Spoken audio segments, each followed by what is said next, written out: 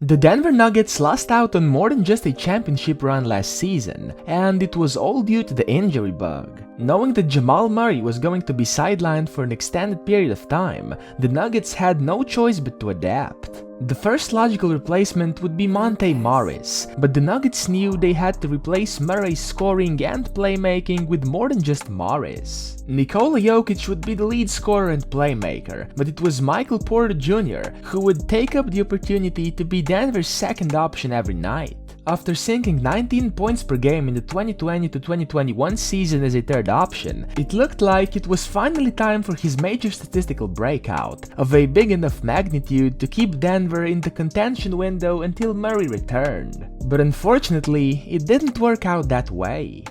Back injury.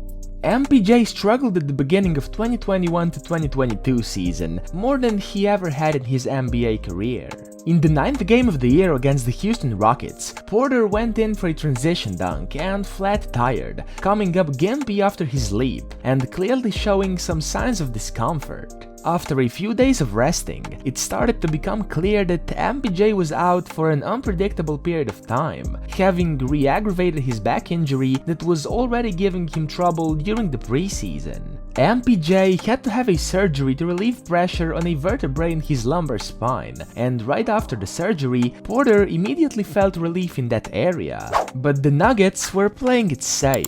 He worked hard to get back on the court later in the season, but after suffering a small setback in March, the Nuggets decided to shut him down entirely. MPJ's stats.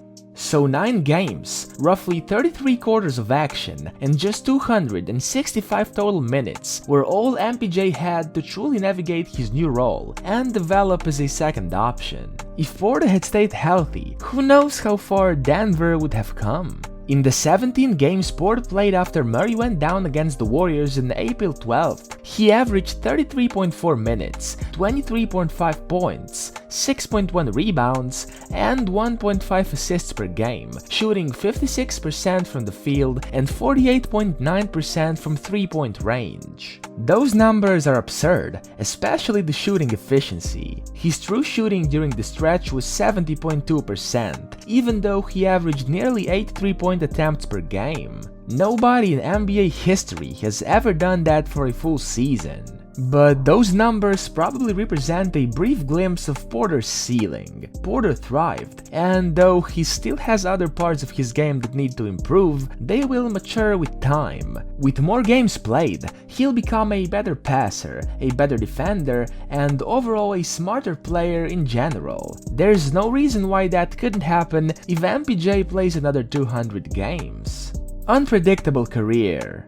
See, the thing with MPJ isn't really the talent, but how many games he can play without injuries getting in the way. In terms of major injuries, back issues in the NBA are fairly uncommon. There aren't many 24-year-olds with 3 back surgeries already. MPJ is clearly a unique case, and unlike Murray, whose ACL tear rehab has a fairly linear track to health, MPJ's issues are far more obscure. MPJ has seen entire seasons stripped away from him, just as well as he was healthy in some too. At this point, taking a guess at which one we're getting this season would be a Hail Mary, but apparently, he and Murray are fully healthy at this stage and are entering training camp ready to go. In order for Nuggets to become the best versions of themselves, they need MPJ on the court. They won't figure out how to best approach high-pressure situations unless they know what exactly he can and can't do. The first few months of the upcoming season will likely be trial and error, and the better MPJ handles this time period physically, the more the Nuggets will be able to trust him when the playoffs come around the corner. If Porter can't stay on the court, it will be that much more difficult to incorporate him into the flow of their offensive and defensive game.